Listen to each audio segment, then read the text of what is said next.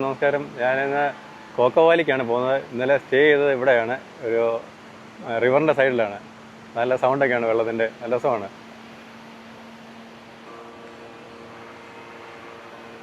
ഈ റിവറിൻ്റെ തൊട്ടടുത്ത് തന്നെയാണ്, അതുകൊണ്ട് നല്ല സൗണ്ടൊക്കെ ഉണ്ട് വെള്ളം ഒഴുകുന്നതിൻ്റെ. അതുകൊണ്ട് നല്ല സുഖമായിട്ട് കിടന്ന് ഉറങ്ങാൻ പറ്റി. വെള്ളത്തിൻ്റെ സൗണ്ടൊക്കെ ആയിട്ട് നല്ല ആസ്വദിച്ച് ഉറങ്ങാൻ പറ്റി.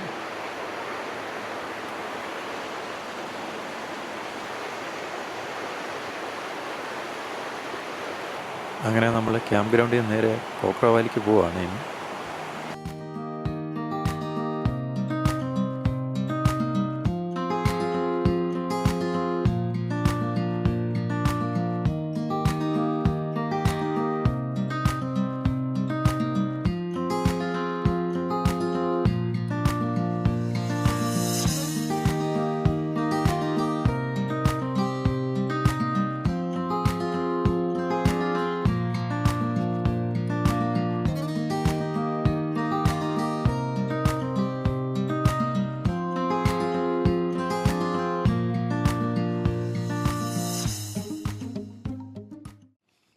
പോകുന്ന വഴിക്ക് സെലൻഡോ എന്നൊരു ഗ്രാമം കണ്ട്, അപ്പം അവിടെ നിന്ന് കയറി അവിടുത്തെ കാഴ്ചകളും കണ്ടിട്ട് പോകാമെന്ന് വിചാരിച്ചു.